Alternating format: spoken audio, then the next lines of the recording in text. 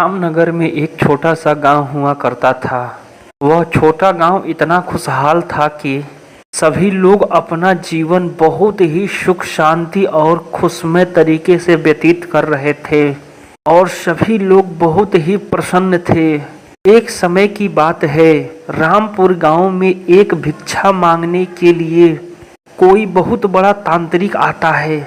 गांव के लोग उसका हुलिया देख करके बहुत ही डर जाते हैं और उसे गांव से बिना भिक्षा दिए हुए ही लौटा देते हैं। तांत्रिक बहुत ही भयानक होता है। उसे पूरे गांव के लोगों पर गुस्सा आ जाता है और सभी लोगों से बदला लेने के लिए एक बहुत ही भयानक डायन उस गांव के ऊपर छोड़ देता है। वह डायन रोज रात को एक एक लोगों को मारना शुरू कर देती है।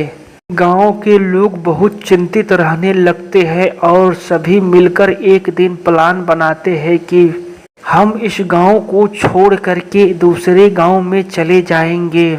तभी उन सभी लोगों में एक बुजुर्ग व्यक्ति बोलता है कि गांव छोड़ देने से समस्या का समाधान नहीं निकलेगा। हमें किसी अच्छे बाबा या तांत्रिक से अपने गांव के लोगों को दिखाना चाहिए हमारे गांव पे कैसी विपदा आ रही है। गांव के जस्ट कुछ दूर पे एक बहुत बड़ा जंगल था और उस जंगल में एक साधु बाबा सालों से बहुत दिनों से तपस्या कर रहे होते हैं और वह बहुत ही अच्छे और नेक दिल के इंसान होते हैं। गांव में कोई विपदा या परेशानी आने वाली होती है तो वह पहले ही आगाह कर देते थे। गांव के सभी लोग मिलकर के उन बाबा के पास जाते हैं। बाबा सारी बातें बताते हैं, बोलते हैं कि तुमने जिस तांत्रिक को गांव से बिना भिक्षा लिए हुए यहाँ से भगा दिया है, वह एक बुरी आत्मा इस गांव के ऊपर छोड़ दिया गया है। अपने द्वारा वह मारण क्रिया करके पूरे गांव के लोगों को विनाश करना चाहता है।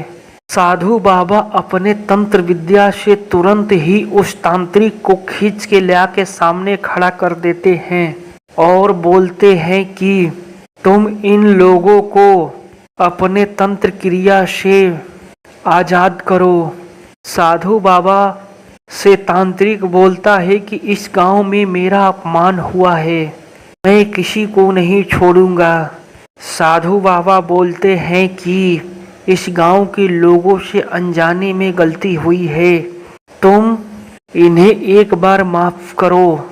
गांव के लोग घुटनों के बल गिर जाते हैं और तांत्रिक से माफी मांगने लगते हैं।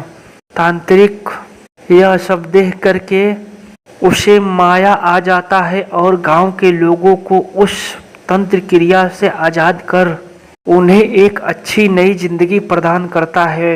साधु बाबा बोलते हैं तांत्रिक से कि यदि तुम इसके बाद भी कोई तंत्र क्रिया करोगे तो समझ लेना कि तुम्हारी आखिरी रात होगी, क्योंकि मैं तुमसे बहुत ही पावरफुल हूँ।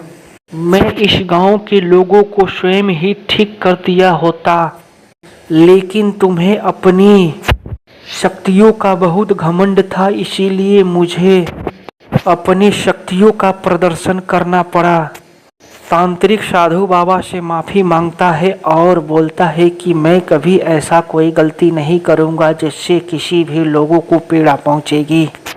यह बोल करके तांत्रिक वहां से चला जाता है। गांव के लोग अपने घर आते हैं और अपना खुशहाली खुशहाली जीवन जीने लगते हैं।